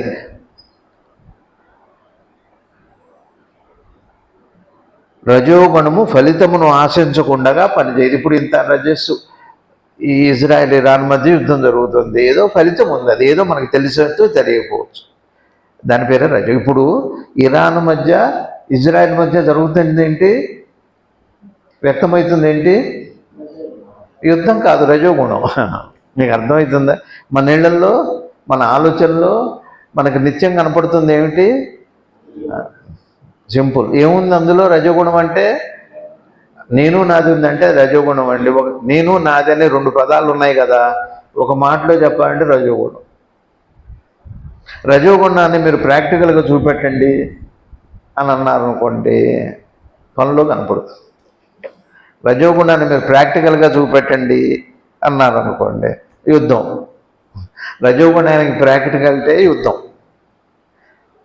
చైతన్యానికి ఏదైనా ఉదాహరణ చూపేవారు అడుగుతారు, ఏమంటే మాకు చైతన్యం అంటే తెలియట్లేదు, పట్టుకోలేకపోతున్నాం, చూపెట్టండి. ఇప్పుడు నా చేయలేచిందిగా ఏ చైతన్యం అంటే, ఇట్లా తల ఇట్లా అన్నా, ఇటు చూసా, ఇదే చైతన్యం అంటే. ప్రతి కదలిక చైతన్యం. చైతన్యాన్ని మీరు చూడలేరు, గుర్తుపడతారంతే. చైతన్యం గుర్తుపట్టండి, చూడటం ఏంటి? అయిపోయింది, చూడండి. అది బాధాకరం. రజోగుణం, ఈ నేను నాదనే గుణం బాధాకరమైంది. బాధాకరమైంది ఏది? అది నీ సత్వము కొనసాగవలనని నీ కోరికయా? ఏమంటున్నారు? అది నీ సత్వము కొనసాగవలనని నీ కోరికయా. రజోగుణము జ్ఞాపకములతో కూడి తాజాత్మ. ఇది అద్భుతమైన వాక్యం, దీన్ని అండర్లైన్ చేసుకోండి. రజోగుణం ఎక్కడ వ్యక్తమవుతుంది, ఎట్లా వ్యక్తమవుతుంది? రజోగుణం అంటే ఏంటి? ఈ మూడింటికి నిసర్గదత్త మహారాజు మనకి చెబుతాం.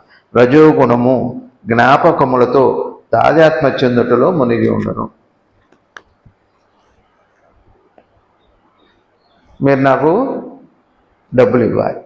లేదు, మీరు నన్ను ఏదో అన్నారు, పోయినసారి ఏదో అన్నారు, అయిందా? మీ మీద నాకు కోపం రావాలంటే ఏం చేయాలి? అది గుర్తుండాలిగా. అది రజోగుణానికి ముఖ్యమైన లక్షణం బాగా జ్ఞాపకం. అది ఉంటే అది ఉంటుంది. అయిందా? ఇప్పుడు అది జ్ఞాపకం వచ్చింది. మీరు నన్ను అన్నారు, నాకు అవమానం చేశారు. ఇప్పుడు ఏం చేస్తాను? రియాక్షన్ ఎట్లుంటుంది? వెంటనే నాకేమొస్తుంది? ఏదో అనాలి మిమ్మల్ని. ఆనందం నాకు అంత తేలిక ఉండదు. ఏదో ఒకటి సెటైరో, పంచో, ఏవో పేర్లు వచ్చినాయి వాళ్ళు, రకరకాల పేర్లు, సెటైర్లని, పంచులని, ఏవో ఉన్నాయి కదా. అసూయో, ద్వేషము, అరిశుద్ధ వర్గాలనే ఆరులో ఏదో ఒకటి వస్తుంది. వచ్చిందా? రావటానికి ఒకటి జ్ఞాపకం ఉండాలి. ఈ గుణం వ్యక్తం అవటానికి ఆ జ్ఞాపకమే కారణం అవ్వాలి. ఇక వ్యక్తం అయ్యి క్రియలోకి వచ్చాక ఇప్పుడు ఇంత యుద్ధం జరుగుతుందంటే అదే కదా. ఇప్పుడు సపోజ్ ఇజ్రాను యుద్ధం జరుగుతుందండి ఇరాన్ ఇజ్రాయెల్ మధ్య. సపోజ్ ఇద్దరు మర్చిపోయారు అనుకోండి, గొడవ కాదు, కారణం మర్చిపోయారు అనుకోండి, యుద్ధం ఉంది వాళ్ళ మధ్య. సరే, ఇప్పుడు ఇరాన్ ఇజ్రాయెల్ ఇద్దరి మధ్య యుద్ధం జరుగుతుంది కదా, అక్కడ కదా యుద్ధం జరుగుతుంది. మీ జ్ఞాపకం లేకపోతే ప్రపంచం ఎట్లా ఉన్నట్టు? ప్రశాంతంగా ఉన్నట్టు. సపోజ్ మీ భార్య భర్తలు రాత్రి కొట్టుకున్నారు, ఏదో మంచం దగ్గర కంచం దగ్గర, పొద్దున్నే జ్ఞాపకం వస్తే కదా కొనసాగుతుంది. లేకపోతే రజోగుణానికి ఒకటి జ్ఞాపకం కంపల్సరీ, గతం తప్ప. అద్భుతంగా చెబుతున్నారు. రజోగుణము ఒకటి ఖచ్చితంగా జ్ఞాపకంతో కాపురం చేస్తుంది. ఒకటి ఇవాళకి ఎసెన్స్లోకి వెళ్ళిపోతున్నాం. రెండోది ఏం చేస్తుంది? వ్యవహారంలో వ్యక్తం చేస్తుంది. అంటే అది కూడా నేను నాది తయారవ్వాలి అంటే ముందు రజోగుణం ఉండాలి. రజోగుణం ఉండాలంటే జ్ఞాపకం. నేను నాది అన్నది జ్ఞాపకం కాదా? ఇప్పుడు మీరున్నారు, మీ వస్తువు పోగొట్టుకున్నది జ్ఞాపకం లేదనుకోండి, గొడవ ఉంటుందా? సరే, మనసులోదైనా గొడవ పట్టడానికి జ్ఞాపకం ఉండాలి, బయటదైనా తెచ్చుకోవడానికి జ్ఞాపకం ఉండాలి. చెడ్డది కాదు జ్ఞాపకం, కానీ ప్రమాదం ఎట్లుందో చూడండి అంటున్నారు. జ్ఞాపకం ఎవరు అడుగుతారు? అయ్యో జ్ఞాపకాలు లేకపోతే ఎట్లండి సంసారం చేస్తామా, జీవితం ఉంటుందా, ఇవన్నీ ఉంటాయని అంటారు కదా. ప్రమాదం లేదు, ప్రమోదం ఉంది, కానీ ప్రమాదం అంత ఉంది. కత్తితో ఎంత ప్రయోజనం ఉందో అంత కత్తిపెట్టుతో రోజు కూరలు జరుగుతున్నారు, చేయి కూడా జరుపుకుంటున్నాగా, మెడ కూడా జరుగుతున్నారు కదా. ప్రమాదం ఉంది, ప్రయోజనం ఎంత ఉందో ప్రమాదం కూడా అంతే ఉంది. ఇక్కడ మీరు ఏం చెబుతున్నారంటే ముందు గుర్తుపట్టండి, నేను నాది అవసరమే జీవనానికి. ఇవాళ లా అండ్ ఆర్డరు, న్యాయము, చట్టం అవసరమే జీవనానికి. కానీ అది ఎంత ప్రమాదం ఇంకోవైపు, అది కూడా ఆ ముఖం కూడా తెలిసి ఉండండి అంటున్నారు. దీనికి కారణం నేను నాది కారణం రజోగుణమే. రజోగుణానికి కారణం ఏమిటి అంటే జ్ఞాపకమే, గతమే. అది గతంతోనే జ్ఞాపకములతో తాదాత్మ్యత చెందుట. ఉట్టి జ్ఞాపకం ఉంటే కాదు, తాదాత్మ్యత చెందాలంటే అది క్రియలోకి తీసుకురావాలి. ఇప్పుడు మీరున్నారండి, మీకు నేను అరిచానని కోపం ఉందనుకోండి, మీకు గుర్తు వచ్చింది అనుకోండి, గుర్తు వచ్చాక సరిపోదు, మీరు ఇక దాంతో ఏకమైపోవాలి. తాజాత్మత ఎప్పుడు కానీ మీకు కోపం రాదు. మీ జ్ఞాపకంతో మీరు ఏకమైతేనే మీకు నెక్స్ట్ గుణం వస్తుంది, రజోగుణం. అప్పుడు మీరు క్రియలోకి తీసుకొచ్చి ఒక అరుపు అరుస్తారు, చీ బాస్టర్ అంటారు, బుద్ధి లేదు నీకు అంటారు. అప్పుడు కదా. జ్ఞాపకం ఒకటే సరిపోతుందా? అందులో తాజాత్మ్యత చెందాలి. రజస్సు కర్త కర్మ క్రియ, అందులో యాక్షన్ అవ్వాలి అంటే అందులో ఏకం అవ్వాలి. జీవిస్తున్నాడు అంట. ఎవరో సినిమా యాక్టర్ని ఈ మధ్య ఇంటర్వ్యూ చేస్తే చాలా బాగా చేస్తున్నారు మీరు, ఏం యాక్షన్ అండి మీరు అన్నారు. నా మోహం అండి, మేము పోతే అప్పుడే మా గురించి తిట్టుకుంటూ ఉంటారు, పోగానే అబ్బాయి ఏం చేస్తున్నారంటే మీరు యాక్షన్, అసలు మీరంటే అసలు ఇంకెవరు లేరు ఈ జన్మలో, వచ్చే జన్మలో కూడా నా భూతో నా భవిష్యత్తు అని మా ముందు వాళ్ళ యాక్షన్ మా యాక్షన్ అంతా అంటున్నారు. మాదేవి నా బొంద యాక్షన్ చెప్పింది డైరెక్టర్ చెప్పినట్టు చేస్తాం ఏదో. అప్పుడే మమ్మల్ని తిడుతుంటారు. క్షణంలో మొత్తం మార్చేసి నవ్వు మొహం పెట్టి ఎంతో ఆత్మీయత మన ఇళ్లలో జరుగుతున్నది. వాళ్ళ కోపం లేదని వాళ్ళ పిల్లల్ని పంపిస్తారు, మరి వాళ్ళ కోపం ఉందో లేదో మనకు తెలియదు. మీకు చిత్రం చూడండి, పెద్దాళ్ళు రారనుకోండి, వాళ్ళ పిల్లలను వాళ్ళ మనవలను పంపిస్తే వాళ్ళ ఇంట్లో వాళ్ళకి మీ మీద కోపం ఉన్నట్ట మీరు కొట్టుకొని రావాలి, మీకు అస్సలు అర్థం కాదు వాళ్ళు. అంటే మా కోపం ఉంటే మా పిల్లల్ని ఎందుకు పంపుతామండి అని అంటారు. అంటే నిజమే, మరి వాళ్ళకి కోపం లేదు కదా, వీళ్ళు ఎందుకు పంపుతారు? సరే, వెంటనే మీ భార్య అంటారు, సరే నిజమేనండి, మరి కోపలు వాళ్ళే రావచ్చుగా, వీళ్ళు వస్తే వచ్చారు, వాళ్ళు రాకూడదని ఏమైనా ఉందా? అబ్బో ఇది కూడా పాయింటే, ఇదంతా రాజేస్తే ఇది పాయింటేగా. ఇప్పుడు పిల్లల్ని మనల్ని పంపారు, వాళ్ళ పిల్లల్ని పంపారు అంటే వాళ్ళ కోపం లేదు, భార్య సర్లేండి వీళ్ళు పంపితే పంపారు, వాళ్ళు కూడా రావచ్చు కదండి. అమ్మ ఇది కూడా పాయింట్ నాకు తట్టలేదే అంటే ఇంక నేను అది ఆవిడ ఎప్పుడు పనిచేస్తుంది, భార్యకు భర్తకు. ఇప్పుడు కానీ యాక్షన్ ఇగో రేపటి నుంచి మీరు మా ఇంటికి రావచ్చు, వీళ్ళకి చెబుతారు, వాళ్ళకి ఎప్పుడు వాళ్ళకి క్లియర్గానే ఉన్నారు, రాని వాళ్ళు క్లియర్గానే ఉన్నారు. పిల్లలు చట్టి వెదవలు, వాళ్ళకేం తెలుసు, రావద్దన్నాను రాలేదు, వాళ్ళకి ఏదో బిస్కెట్ ఏదో ఆడుకుంటాను దేనికి వస్తారు, వాళ్ళది పెద్దవాళ్ళదే ఉంది, కల్మషం అంతా అక్కడే ఉంది. మిమ్మల్ని మాయలో పెట్టడానికి అబ్బా ఎంత నాటకాలు జరుగుతాయి, సినిమా యాక్టర్లు ఏమనికి వస్తారండి, ఇది లైవ్ నాటకాలు ఇవన్నీ, ఇదంతా చేస్తే చూడండి.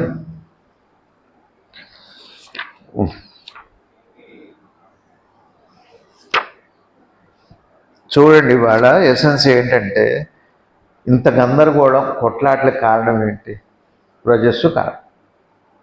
ఇంత కొట్లాట్లకు కారణం ఏంటి అంటే, కొట్లాట్లే కాదు, పొద్దున్న లేచి ప్రపంచంలో అంటే ఈ భూలోకంలో లేదా సమస్త లోకాల్లో అన్ని పనులు జరగాలి అంటే ఒకే ఒక భావం ఉండాలి. ఏంటది? నేననే భావం. అయిందా? ఈ నేననే భావంలో నేననే భావంలో అహం బ్రహ్మస్మి అనే భావం ఉంది, అహం దేహం అనే భావం ఉంది. నేను దేహం అని ఉంది, నేను దైవం అని. సరే, ఇప్పుడు మంచి ఉంది, చెడు ఉంది. సరే, ఇందులో రజోగుణం నేను నాదిలో రజస్సు చేరింది అనుకోండి, స్వార్థం చేరింది అనుకోండి. నేను నాదిలో నేను నాది వ్యవహారానికి మంచిది. ఒకవేళ అందులో రజస్సు చేరితే గందరగోళానికి, అస్తవ్యస్తానికి, యుద్ధాలకి కారణమవుతుంది.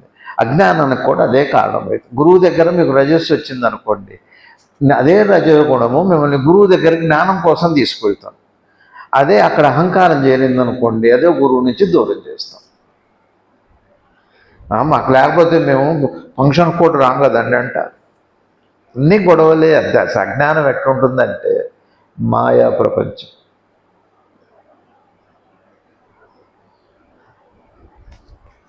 ఇవాళ మొదటి మాట, నేను నాది అనే ఒక భావము జ్ఞానానికి ఉపయోగపడుతుంది. నేను నాది పోగొట్టుకోవటానికేగా గురువు దగ్గరగా జ్ఞానానికి ఉపయోగం. ఒకవేళ నేను నాది అనే గుణానికి రజస్సు అంటే అరిషద్ వర్గాలు ఏదో చేరితే అది గందరగోళానికి, అస్తవ్యస్తానికి, ఈ ప్రపంచంలో ఉండే సమస్త కార్యాలకి ఏది కారణమో సమస్త గందరగోళాలకు కూడా అదే కారణం. నేను నాది లేకపోతే మీరు పొద్దున్న నుంచి పడుకునేంతవరకు ఏ పని చేయదు. నేను నాది అనే దాంట్లో స్వార్థము, రజస్సు లేకపోతే అది గొడవలే కావు. రెండోది, ఒక ప్రయోజనము ఉంది, ఒకటి ప్రమాదము ఉంది. అయితే ఈ ప్రమాదకారైనటువంటి గుణం ఎట్లా ఉంటుంది అంటే గతంతోనే ఉంటుంది. జీవనం కూడా గతంతోనే. నేను ఏం తిరిగి పెట్టుకున్నాం గుర్తులేకపోతే మీరు వంట ఏం చేస్తారు, అక్కడ జ్ఞాపకం కావాలి. నిన్నేం చేయమన్నాను, నా జ్ఞాపకం లేదు, మీతో ఫైటింగ్ ఎందుకు వస్తుంది, అక్కడ ప్రమాదం. నేను అది చేయమంటే నువ్వు ఇది చేసావు, ఏం తరిగి పెట్టారో భార్య జ్ఞాపకం లేకపోతే కూర చేయరు. వాడు నిన్నేం చెప్పాడో, నేను మామిడికాయ పప్పు కదా చేయమన్నా, దోసకాయ పప్పు ఎందుకు చేసావు అని జ్ఞాపకం లేదని గొడవ కాదు. చూడండి, ఒకటి జీవన కార్యం జరగటానికి ఏది అవసరమో ఇంత కాఠిన్యానికి కూడా అదే కారణం. ఏది జ్ఞానమో, అందుకనే అంటారు జ్ఞానం పరబ్రహ్మం అయితే అజ్ఞానం కూడా పరబ్రహ్మమే. నేను నాది జ్ఞానహేతువు అవుతుంది, అజ్ఞానహేతువు కూడా అవుతుంది. నేను నాది అన్నది జ్ఞానం రావటానికి గురువుని చేరుస్తుంది, నేను నాది జ్ఞానం గురువు నుంచి దూరం చేస్తుంది. నేను నాది అన్నది భార్యాభర్త చేస్తుంది.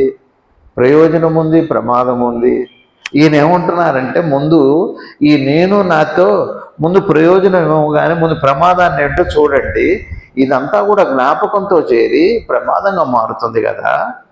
అదే కదా రజోగుణం అంటే. అసలు రజోగుణం, వ్యవహారంలో రజోగుణం ఎక్కువ వాడేది అదే. రాముడికున్న రజోగుణం, రామ పరమాత్ముడికి, కృష్ణుడికి, ఆంజనేయ స్వామికి కూడా రజోగుణం ఉంది. రమణ భగవానికి కూడా ఉంది. అడిగారు, మీకు రజోగుణం లేదా? సాత్వికమైంది ఉంది అన్న. రజస్సు తమస్సు ఉంటుంది, సాత్వికంగా ఉంటుంది. మనకి రజస్సు తమస్సు ఉంటుంది, శుద్ధ రజస్సుతో శుద్ధ తమస్సుతో ఉంటుంది. గురువు దగ్గర మీరు జ్ఞానం కోసం వెళ్ళారనుకోండి, రజస్సే తీసుకువెళ్ళింది. కానీ అక్కడ రజో గుణాన్ని తమో గుణాన్ని రానివ్వకండి. రానివ్వకపోతే 40 రోజుల్లో బాగుపడతారు. నేను ఈ రోజే చెబుతున్నా అండి, మీరు ఎవరికైనా నమస్కారం పెట్టేటప్పుడు మీ లోపల వచ్చే సంఘర్షణ చూడండి, మీకే తెలుస్తుంది. గురువుకు కక్కర్లా, గురువుకే ఉంది. గురువు అన్నీ పోయిన వాడే కదా గురువు అంటే. పోగొట్టుకోవాలని పోయిన వాడికే పోగొట్టుకోవాల్సిన కనపడతాయి. వాడి పేరు శిష్యుడు. పోగొట్టుకోవాలనుకున్న వాడికి పోగొట్టుకోవాల్సినవి కనపడటం పేరే శిష్యుడు అంటే. పోగొట్టుకోవాల్సినవి పోగొట్టుకున్నవి ఏమీ పొందవలసినవి లేనివాడే గురువు అంటే. ఇంతే తేడాలా అదే. ఇవాళ అద్భుతమైనటువంటి అనుగ్రహ భాషను మనకి ఇదంతా ఇప్పుడు వారు కూడా ఎక్కడి నుంచి చెప్పారు? గతంలో నుంచేగా. కానీ శుద్ధ సత్వంతో చెప్పారు, శుద్ధ ప్రేమతో చెప్పారు, మన మీద దయతో ఇంత జ్ఞానబోధ చేశారు. గతమే అదంతా. గతంలోనే బోధ ఉంది, గతంలో బాధ ఉంది, గతంలో జ్ఞానము ఉంది, గతంలో జ్ఞానం ఎట్టుందో గతంలో అజ్ఞానం కూడా అలానే ఉంది. గతంలో దైవము ఉంది, గతంలో దైవము ఉంది. దైవ స్మరణైనా దైవం యొక్క స్ఫురణైనా గతమే. బాగా గుర్తుపెట్టుకోండి. అందుకనే భగవంతుణ్ణి స్మరిస్తాం, గురువుని స్మరిస్తాం, మనుషుణ్ణి గుర్తు తెచ్చుకుంటాం, జ్ఞాపకం చేసుకుంటాం, వీళ్ళని తలుచుకుంటాం, వాళ్ళని స్మరించుకుంటాం. చాలా తేడా ఉంది. పెద్దల దగ్గరికి వెళ్ళి దర్శనానికి వెళ్ళాలి, దర్శనానికి వచ్చామనాలి, చూడటానికి వచ్చాం అనకూడదు. మామూలు వాళ్ళ దగ్గరికి వెళ్ళి మీ దర్శనానికి కూడా అతి అన్నమాట. అతిగా వచ్చిన వాళ్ళే తమరు దర్శనానికి వచ్చాం అంటారు. అంటే సెటైర్ అయినా ఉండాలి, పంచైనా ఉండాలి. భార్య దగ్గరికి వెళ్ళి తమరు దర్శనం ఏముండవు, మాటలు తేడా వచ్చిందో అంటాం. అది రజస్సు లక్షణం. మీరు భార్యని మీరు అని పిలిచారనుకోండి, ఏదో తేడా. మా తాతయ్య నా మీద కోపం వచ్చినప్పుడు రమణ అని పిలిచేవాడు. రమణ అని పిలిచాడంటే కోపం వచ్చిందని గుర్తున్నావు. అమ్మ ఏదో తేడా ఉందని అమ్మ అని పిలిచేవాడు. లేకపోతే అమ్మ అని పిలిచాడంటే ఇక ఆ రోజు మనం మీ దగ్గర తప్పు చేసినా కూడా ఏముండదు. ఒకవేళ పేరు పెట్టి భార్యను ఏమండి అని పిలిచాడంటే తేడా వచ్చినట్టు. ఏదో ఉంది, వీడు సెటర్ ఏదో పెట్టుకున్నాడు, ఎక్కడ జరిగింది ఏదో అని. అది మామూలుగా ప్రేమతో పేరు పెట్టో ఏదో ఉంటుందిగా, రెగ్యులర్గా పిలిచే ముద్దు పేరు ఏదో ఉందో. ఇక్కడ ఏం ఉండదు, తేడా ఉండదు. పాడోపేడో దీని దగ్గర రజస్సు చూడండి అంత అద్భుతంగా. రజస్సు పుట్టుక, రజస్సుకు ఉండే ప్రమాదము, రజస్సులో ఉండే లక్షణాలు ఎంత అద్భుతంగా ఇవాళ మనకి శ్రీ నిసర్గదత్త మహారాజు వారు మనకి. కాబట్టి ఇవాళ మీకు చెబుతుంది ఏమిటంటే, జ్ఞానం కావాలి అని ఒకవేళ ఉంటే, వాడు నిజమైన గురువు అని మీకు అనిపిస్తే వాడి దగ్గర ఎట్లుండాలో అట్లా మనం ఉండాలి. అట్లా ఉంటేనే ఏదో ప్రయోజనం. అలా కాకుండా కానీ ఏదో నేను ఉన్నట్టు నాకున్నట్టు నేను ఉండొచ్చు, తప్పులేదు, ఏం పర్లేదు, నష్టమేం కా. ఆ పిల్లాడు ఉన్నాడు, ఆడు ఉండేట్టున్నాడు, అదేంది ఏం మార్చక్కర్లా. ఉండేట్టే అటు ఉన్నాడు పిల్లాడు కదా, అట్లనే ఉంటాడు. సపోజ్ మీరు అటు తిరిగారనుకోండి, అదే కొద్దిగా నేను జాగ్రత్త పడాలి, మీరు కూడా జాగ్రత్త పడాలి. నేను డ్యూతుంటే మీరు అటు తిరిగి కూర్చున్నారు అనుకోండి, ఇప్పుడు ఆ పిల్లాడు కూర్చున్నాడంటే అర్థం ఉంది. మీరు కూడా అటు కూర్చున్నారు అనుకోండి, ఏదో తేడా ఉందని అర్థం. మీకు అర్థమవుతుందండి. ఇప్పుడు నాకు అదే నా అనుభవంలో ఏది మాట్లాడాలన్నా, ఎవరితో మాట్లాడాలన్నా, ఏది మాట్లాడాలన్నా, ఎందుకు మాట్లాడాలన్నా కూడా కష్టంగానే ఉంది. అందుకని గురువుల దగ్గరికి వెళ్ళండి, మంచి మాటలు వినండి. మీకు ఎవరన్నా గురువు అనిపిస్తే వాళ్ళ దగ్గర ఉండేట్టుగా ఉండాలి. అతి జన్మెట్టే వేస్ట్ అయిపోతుంది. దయించండి, అనుగ్రహించండి అనే పదాన్ని ఊరికి అలవాటు చేసుకోండి. మంచి మాటలు కాదు, వాడి దగ్గర అనే మాటలు కాదు. మీరు జ్ఞాపకం పెట్టుకోవాలి, కానీ వాడి జ్ఞాపకం చేయక్కర్. వాడి స్వరూపమే అది. నువ్వు నా భార్య, నువ్వు తెలుసా, ఏంటి ఇప్పుడు ఏం తేడాగా ఏం కష్టం వచ్చిందో అడుగుతావు. నేను నీ కొడుకునేనానమ్మ అని నువ్వు అడుగుతావు. అమ్మ కనుక అనుమానం లేదు. బాగా గుర్తుపెట్టుకోండి. కొన్ని మాటలు అలా అలవాటు అయిపోయి ఆ తర్వాత వాటిల్లో మనం ఉండే విధానాన్ని మనం మర్చిపోతాం. ఎలర్ట్గా ఉండాలి, ఎలర్ట్. ప్రారంభంలో మీరు గౌరవించే వ్యక్తికి ఎట్లా ఉన్నారో చివరి ముగింపు కూడా అలానే ఉంది. నమస్కారంతో మొదలు పెట్టండి ఫోన్ సంభాషణ, నమస్కారంతో ముగించండి. అది ఎవరన్నా కానీ గౌరవించేవాళ్ళే. మీరు ఎవరితో ఎట్లా ఉంటున్నారు అనేది తెలిసి ఉండాలి. అది చివరికి మెసేజ్ అయినా సరే. ఏమిటో మెసేజ్లో కూడా ఏమిటో తమాషా భాష వచ్చేసి ముందు లేదు వెనక లేదు, ఓకే పోయింది, కే అని వచ్చింది. అదే నాకు అనిపించింది, ఎస్ అని పెట్టే బదులు ఈఎస్ఎఫ్ కొట్టి వై అని పెడితే అన్ని పదాలకి కుదరవు. మీరు ఓకేకి కే పెడితే మీరు అనొచ్చు, యు అనే పదానికి యు అని పెడతారు, అది సెల్ ఫోన్ భాషలో యు అని పెడతారు, వైఓ యు. కొన్నాళ్ళ తర్వాత ఏమవుతుంది, మీకు యు గుర్తుంటుంది, వైఓ యు అనే స్పెల్లింగ్ అయితే పోతుంది. ఈ దయ ఉంచండి, మీరు అనుగ్రహం ఉంచండి, గురువు దగ్గరికి వెళ్ళి మీరు ఎందుకు చెప్పాలి వాడి లక్షణం ఏదైతే.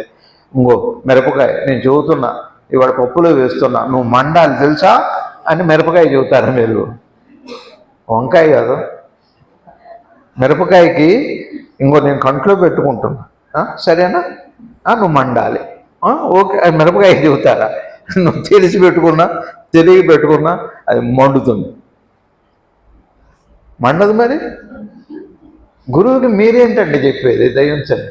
అది స్వభావంలో ఉండాలి, వ్యక్తీకరణ కాదు. వ్యక్తీకరణ మనమే వ్యక్తీకరణే అనుకు అంటాం. గురువుగారిని పిలవటం అనుకరణ వినయం కాదు, అది అనుకరణే. గురువుగారు అంటే సమస్త ఆ వ్యక్తిత్వము, ఆయన వచ్చిన ఉద్దేశము, ఆయన చేస్తున్న కార్యము ఎట్ ఏ టైం మీకు గుర్తుంటే అది గురుస్మరణ. గుట్టిగా శివానంద లేదా నారాయణ, సాయిరాం, ఇవన్నీ ఊరికి ఊత పదాలు. ఇదే పెద్ద ప్రయోజనం. రామ, ఊత పదాలు ఎందుకు? అది నీకు ఊతం ఇవ్వాలి, జ్ఞానం ఇవ్వాలి. ఊత పదాల వల్ల ప్రయోజనం లేదు, భూత పదాల వల్ల కూడా ప్రయోజనం లేదు. ఊత పదాల వల్ల కాలక్షేపం అవుతుంది, భూత పదాల వల్ల ఏమవుతుంది? భూత పదాలు వస్తే యుద్ధమే అవుతుంది. ఈ నేను అన్న భావం ఎంత చెడ్డది అంటే, నేను అన్న భావం జీవనానికి ఉపయోగపడవచ్చేమో కానీ జ్ఞానానికి అది ఏమాత్రం ప్రయోజనకారి కాదు. మీ అందరికీ నమస్కారం, థ్యాంక్ యూ. ఏం కష్టపెట్టాలని కాదు, మీకు తెలియదని చెప్పట్లేదు. ఏమో టైం అయిపోతే అయిపోతూనే ఉంది, కాబట్టి జాగ్రత్తగా ఉండండి. 23 అయిపోతుంది, ఏం పర్లేదు, ఏదో అవుతాయిలేండి, ఎక్కడో ఏదో అవుతుంది, ఏదో ఎక్కడో ఎప్పుడో ఏదో అవుతూనే ఉంటుంది. దాన్ని నేను చెప్పింది అయిందని నేనేం గుండెలు బాధపోకల్లా, అవ్వలేదని బాధపడక్కర్లా. నీకు అయింది నీకు తెలియకపోవచ్చు, తెలిసింది అంత మాత్రమే ఉండొచ్చు, అది కాదు ప్రమాదం. అంటే మొత్తం మీద కాలం గంభీరమైన కాలం, జాగ్రత్తగా చక్కగా నామస్మరణ చేసుకోండి, ధర్మంలో ఉండండి. అధర్మంలో ఉండమని రక్షించమని ప్రార్థన, ధర్మంలో ఉండని రక్షించమని ప్రార్థన అవసరమే లేదు. ఈ ఎరుక ఉండాలి. ధర్మాల యందు ఎరుక ఖాళీగా ఉండటమే జ్ఞానాల యందు కాలక్షేపం చేయకూడదు. నమస్కారం, థ్యాంక్ యూ.